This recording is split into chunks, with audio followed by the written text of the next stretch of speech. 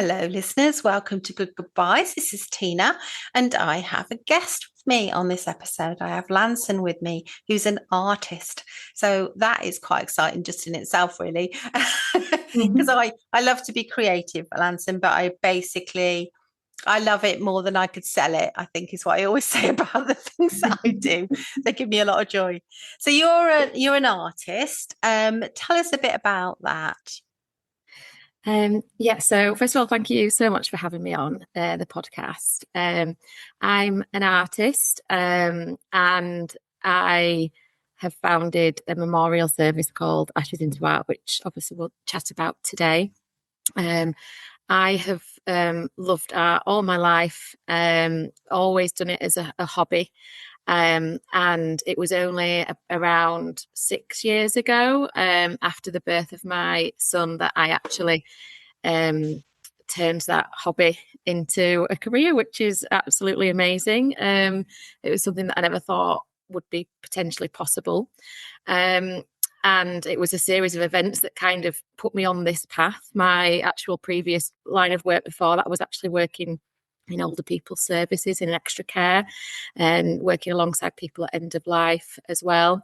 So things changed quite a lot, but my reintroduction to art just was beautiful, and I explain it as kind of coming home and where I'm meant to be. And following on from that, I have been so lucky to have founded a service now which kind of combines me being creative, which I love, but also providing a service to help other people, because that's something else that is really important to me. And I feel really, really privileged to be in this position. I love being creative. And I think it's such a powerful way of communicating, expressing thoughts and feelings, and in particular, obviously, when it comes to grief as well. I have my studio in Wakefield now. I started off at my kitchen desk, moved into the garage, and now I'm in a studio creating, and it's wonderful. Oh, sounds so posh when you say you have a studio, but a lot of people start. A lot of people start in their kitchen or in the Yeah. garage or something. So, how did you get into that move from creating a piece of art, a work of art, to it including ashes? Was there something in your life that prompted that to happen? Yeah, there's actually it's a wonderful story, really, and I kind of pinch myself sometimes of how it all happened, because it all happened quite organically and naturally. And so when I had decided that I wasn't going to go back to the line of work after the birth of my son, and it was COVID, things had changed a lot. I decided to return to art, and started doing just some online courses, which were absolutely fantastic. And like I said, I kind of felt like, wow, this has been a huge part that's been missing since the birth of my son, and I want to reconnect with art. Following on from that, it was about around 5 years after the death of my father, and he always wanted me to do him a piece of art, and this piece of art was going to be a big mural on the wall, very similar to a Salvador Dali painting that he loved in the Spanish hills in Port Gap. And unfortunately, I never got round to doing that for him because he died quite unexpectedly. And it was one of those, yeah, I'll do it for you at some point. And, you don't have that knowledge of what's going to happen. So unfortunately, it never happened. And so when I came back to art, I thought, where do I start? What would I like my first kind of main piece to be? And I thought, I would love to recreate that for him. Mm. Something that I never got a chance to do, and as a lasting tribute to him, and I thought it would have been quite useful for myself as well. And so in my head, that's what I was going to do. And I remember being on a walk with my sister. I'm one of five children, and we all did different things with his ashes. We mainly scattered them, which I was very happy about to do. And a couple of my sisters had ashes into jewelry. My brother put him into a cactus plant. um, and it was at this point that I was on a walk with my sister. This was like 2 or 3 years after we'd scattered his ashes. And I said, I'm doing this painting for Dad. I'm really excited about it. However, I just wish, and it was a bit of a light bulb moment. I said, I just wish I had some of his ashes to put in this painting because I think that would have been quite special to do that. And she said, I've got some of his ashes. And I was like, oh my gosh, no way. How have you got them? We scattered them. And she said, well, I sent them off to the jewellers, but there was too many. So I sent some back. So I still have this little pouch. And I couldn't believe it. And I was like, amazing that this gift has been brought back. And I thought I can make this happen. How wonderful. And then when I came to like get the ashes and think about this, I thought, I don't know how to do it. How do you do that? It's quite, an unusual thing. I've not heard of it before. And I cannot risk, just mixing some paints together and putting it on a canvas and hoping for the best. So I looked into it myself and I couldn't find anybody doing it. I found a lady in Australia doing it into ceramics, which was beautiful. And I'm sure there have been other people that have done it or had been doing it. This was about 5-6 years ago now, but it wasn't documented. And so I kind of was in a bit of a pickle. I thought, I don't know how to go about this. And at the time, I was lucky enough to come because I'd gone back into art and I was networking with different creatives and finding about different services. There's the Arts Council England funding that you can access for developing your creative practice. And I thought, okay, why not apply to this funding and tell them my story and what I'd like to do. And ask them, and I came up with a plan to research how to put ashes into paintings. Brilliant. Yeah, so I had quite a very good plan of what I needed to do. I mean, I had to get some ashes donated to me. I mean, that was a really serendipitous moment as well, because I thought, how do you find some ashes to be donated? It's not a question that you would necessarily go and ask somebody. And one of my close friends, I'd seen on a particular day, and I told her that I was applying for this funding. And I said, I'm just so stuck, and trying to, I can't do this research and testing without them. And she said, well, this is a bit odd. She said, but we're actually scattering my granddad and grandma tomorrow. And I think you could have some of their ashes. And again, I was like, strange timing. I know. Amazing opportunity. The universe working in your favour, really. I do. I feel like it has been a lot of the time, to be honest. And I was like so grateful, and they were more than happy to do that. So, I had everything then, and sent off my application. And as a part of my application, I said I wanted to build a portfolio and I wanted to be able to provide 10 bereaved families with a piece of art, which would help me establish the process and everything. And that summer, 3 years ago, it came back, you've got funding. So I was like, amazing. And so I spent a year basically testing ashes with different art mediums on different surfaces and different sealants. Quite a scientific approach, lots of samples, learned a lot about the texture and the densities of ashes and what works and what doesn't, to establish what I think works best. And obviously alongside that process, I then was able to go down the really creative journey of providing these wonderful families with something really special and unique, each one completely different from another. And I always said from the beginning, this is something that it is emotional, and it will bring up emotions. However, this is a celebration of life, and this is something really positive. And you will have this treasured keepsake to have and to pass on to future generations. And it was just wonderful, the people that I got to meet, the stories that I learned about, and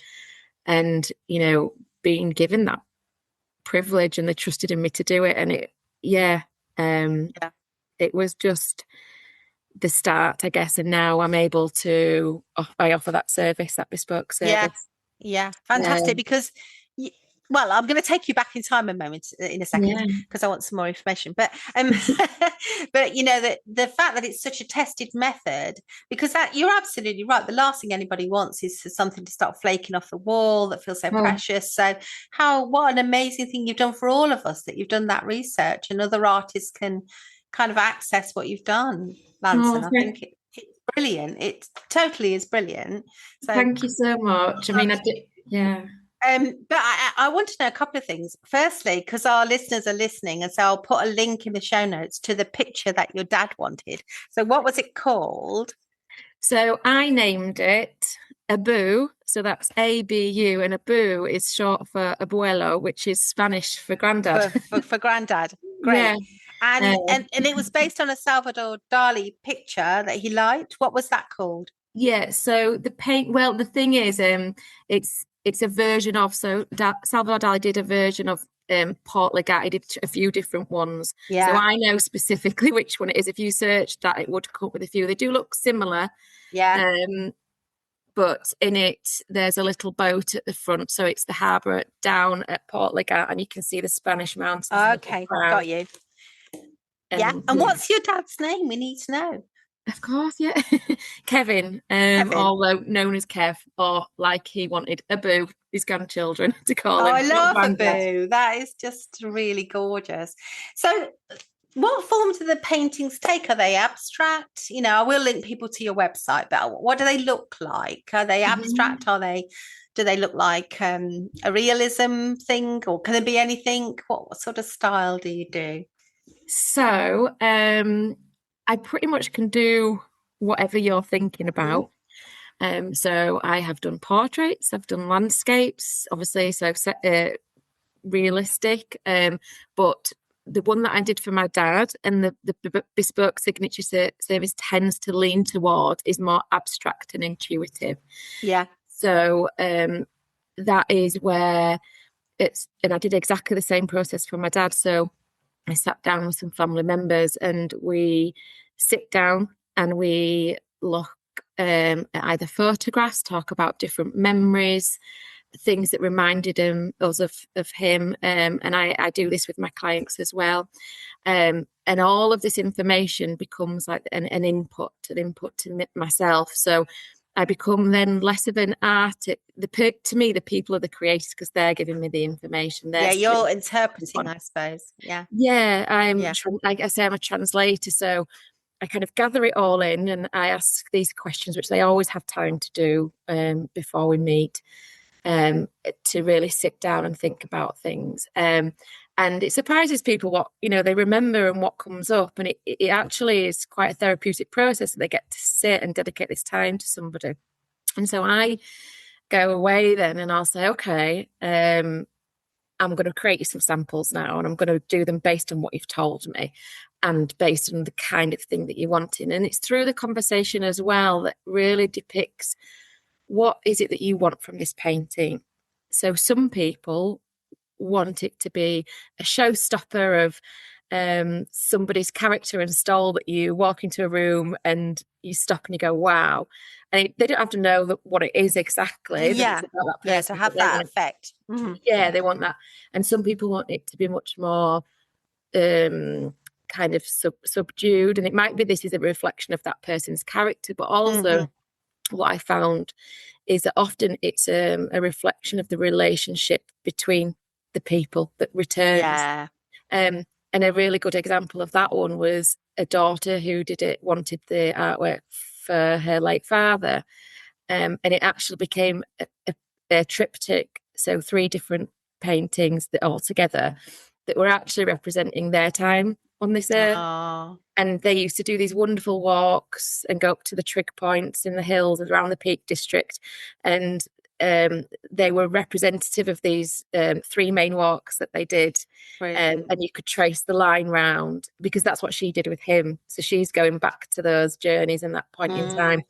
And at each point, the trig point was marked, and actually we coloured his ashes in Leeds United colours because that was his favourite team. So there was nods to him in it, but overall it was this representation of their time. So sometimes it's abstract, non-abstract. It's about a person. It could be a portrait. It could be just anything really. That's what I love about it, because you don't have to be an arty person to love this idea or this aspect. It's just No, about that's what you right. can create. We did an episode with a company who deal with trees, and we were talking about choosing trees for people, and how often people do choose trees based on the character. So I've got a couple of trees in the garden to represent my mum and my mum-in-law, and I chose the birch for my mum because it's really dancey.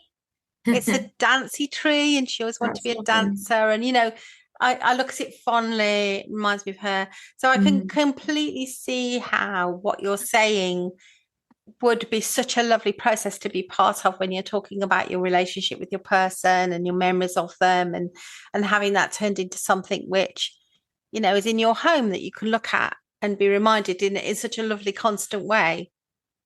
Yeah, it is. And that is one of the key things that I ask to people as well when we're at the start of the process is, where do you want that painting to go? And sometimes, we obviously want a painting to be able to move with us, and that's a wonderful other thing, that it can come with you. But often, obviously, it's not often that we do move home, and we have key areas in our home that people have in their minds already. We spent so much time around the family dinner table. We want it there so they can be sat with us there. I've had people who put it in the hallway, and that's because they know that they will pass it every single morning and every night, and they'll say good morning, good night. People have it in their living rooms or in they've created a space, a quiet space that they just go and sit with a cup of coffee and sit. So the place is really important as well, and it's about this time to reflect and to reconnect with them, and to be able to be thoughtful about that and to take time to think about that. It's really nice for the families, isn't it? And so if people are how does it so you're talking a bit about the kind of the creative process. What mediums are you using then, Lanson? And do you have to, because of your research about having ashes in the artwork, do you have to use certain mediums to make that work properly? For me, so obviously the research and testing process allowed me to see how paint sits with ashes and how they interact. My personal preference is acrylic paint. I have got some samples. Like I said, I tested so many different mediums, and I've got samples that are just, they don't sit and connect with the ashes as well at all. So my preferred use of the type of paint is acrylics. It's also water based. It's just very adaptable, and oil paints, for example, take so long to dry. It's my preference, and obviously I have then a sealing process as well. So I've tested different sealants, and I've got what I believe to be the best. So I've got all the samples, and I can go look back at them even now. Obviously, like ashes into jewelry, they use resin, so that's possible as well. In fact, the research allowed me to learn new techniques. So I did actually look into and did testing with resin.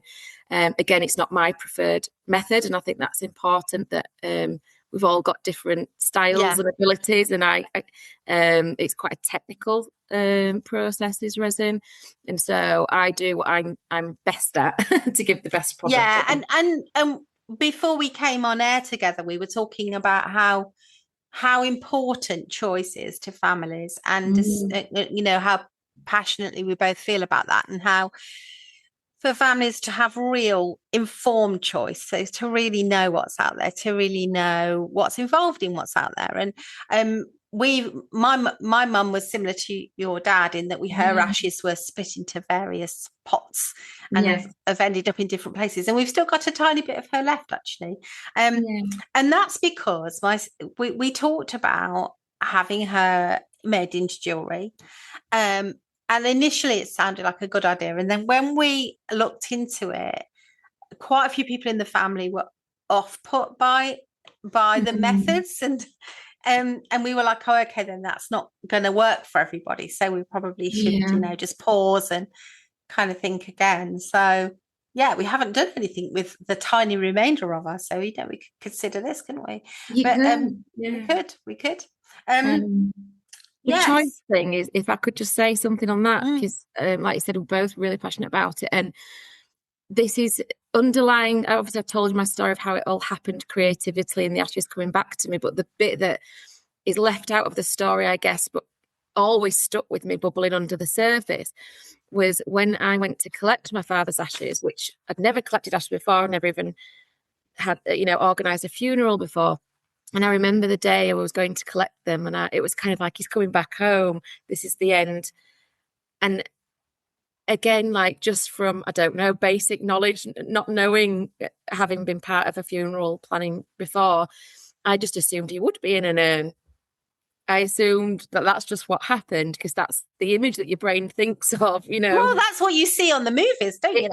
It's what we've been, so you just assume that's where everybody goes. And again, it's, where was the choice of that? But I was happy to go and get him in an urn. However, it wasn't presented to me in an urn.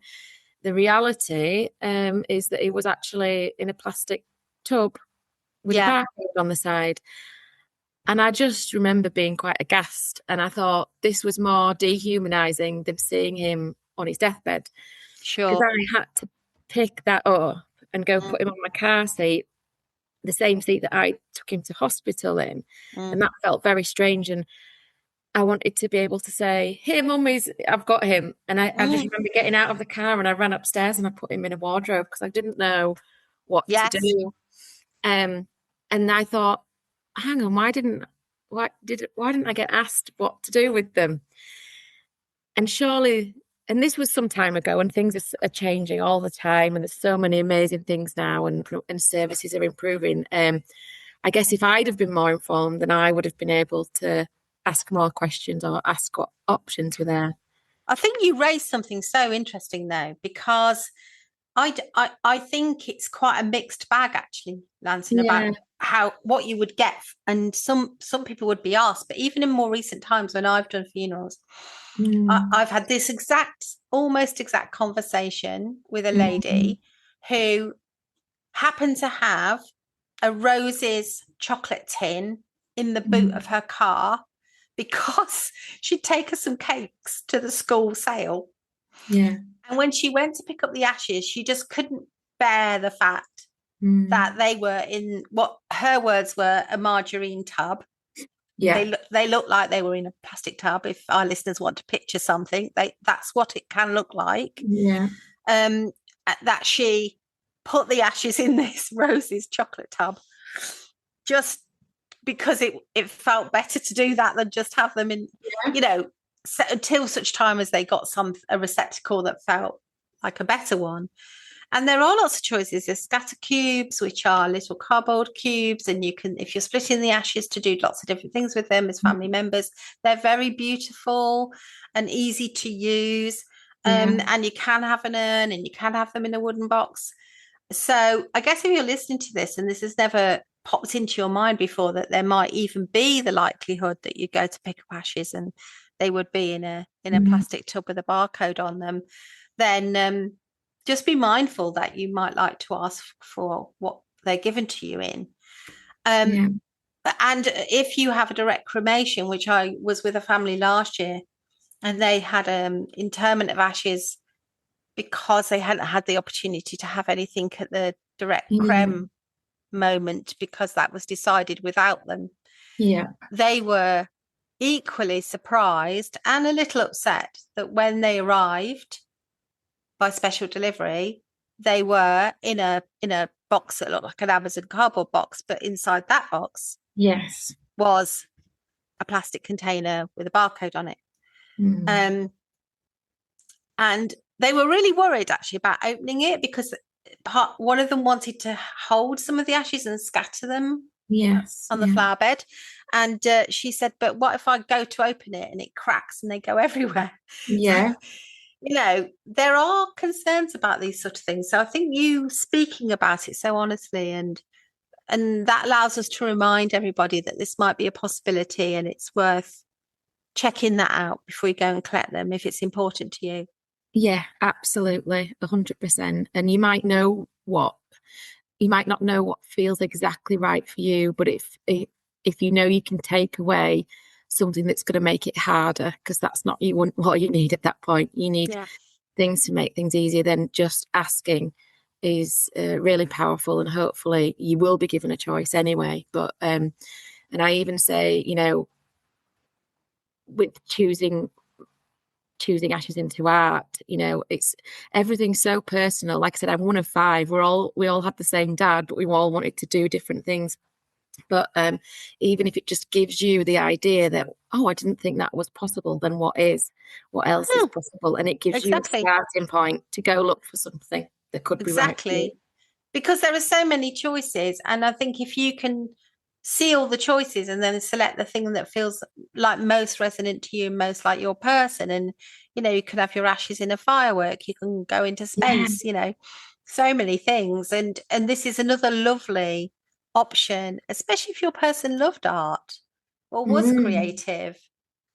Or you are, it's Yeah. Well, people have, contributed mm, artistically. A lot of mm, people don't want to, which is absolutely fine. That's my job. But some people, we've had um, a, a lady who had a stillborn baby, and a drawing of her older brother that he did was put into that design. nice. I've had granddaughters choose reference images of skies because Nanny always lived in the sky to her, so she's chosen the colours and what the sky would be like. So again, they become the creators and they Yeah, lovely. add to it. And you don't necessarily again have to be an artist to do that. It's just it's a thought and a feeling, isn't it? It's Yeah. evoked inside of you. But yeah, it is just wonderful that you can connect with people through art and images, and have that opportunity to cherish them in that way. That's a lovely word, to cherish them in that Yeah, way, in that yeah, lasting way. So I'm going to put all of the details for everyone to find their way to you, Lanson, on our pages.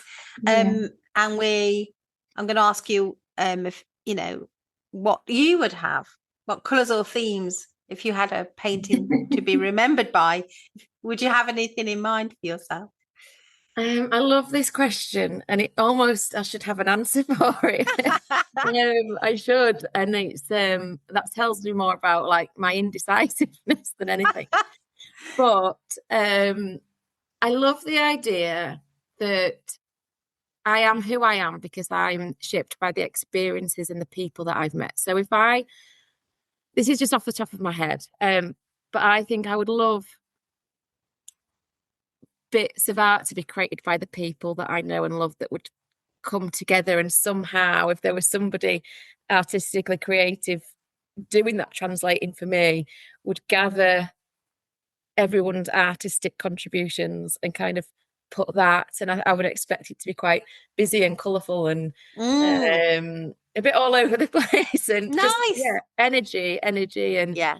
and with reference to my son is my world, and he, knowing that he could contribute to something like that gives me peace, but I think it would also give him peace as well. And I think that's that lasting thought, isn't it, again about um knowing that they're the ones that are left behind. Yeah. And So and I mean, that comical thing that I say to my clients sometimes, when they're planning their own funerals. So yeah, sometimes I do go and work with people before the death, and they talk about what they would like with me, and we design something together. And often they don't leave a lot of wriggle room for anyone else to say any or do anything. And I say, look, I know you're the one dying, but it isn't all about you. We need to leave a little bit of space in here for the people who yes, are here, remain here without you, to have yes. some contribution. And I've seen some beautiful things. I saw a cardboard coffin where the family members did their handprints, Oh, beautiful. which was beautiful, especially because there were lots of grandchildren, lots of young people in that household. So that Yeah. felt really special. I've just recently been to a family home where I did the funeral just over a year ago, and he was a photographic and painting artist, Yeah.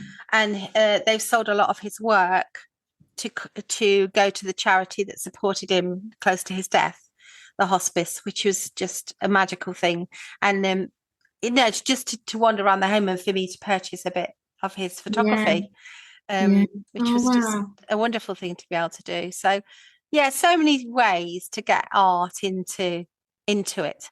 Yeah, so it's been an absolute pleasure. Was there anything final you wanted to tell us, Anson, or anything you haven't had a chance to say that you'd like to add? Let me just have a look. I think my main message, if I hadn't have got it across, which we have already, is about the choice, definitely. And just and it's because it's just sat there in my head, and I'm that kind of person. If it's and I want to kind of share it, and we're talking about choice, and I'll keep it brief. But I actually my dad's best friend passed away a year ago yesterday.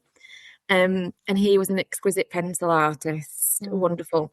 And actually, in his retirement meal and in his last birthday, he made a wish, and it was to start doing work with myself. And I'd actually tested using his paper and the pencils that are used with ashes. And obviously, he died quite suddenly. And he'd left a note. And he'd left a note, not just to me, but to other people. But it did say on there, we'd had this conversation before, and he said, I want Artist Lanson Moore to put me into pencils. And I was like, thanks for that, Phil. How on earth? And I did know a place, but it was a bit of a gamble because it's the only place that I know that does it. And there's a place in Bulgaria where you can get now ashes into pencils, which they make ashes into diamonds, and they're now offering this service. And so it took me about 6 or 8 months, but he's now returned in a beautiful box of these pencils with his name on the side now, as he would have signed his artwork. And he has now given those to the people on his list that he wrote, including his grandson, who can now create art with him. Oh my gosh, that is just so beautiful. Yeah, so it's just, that's the thing. It can just expand and expand and expand. Yeah. All the possibilities. So I just thought it was a nice little end to. I'm so glad you shared that beautiful story with us. And I'm so grateful you've been here today talking about all of this, Lanson. It's been an absolute joy having you along. Yeah, thank you. Thank you for being on Good Goobyes. Thank you so much for having me. I've loved it.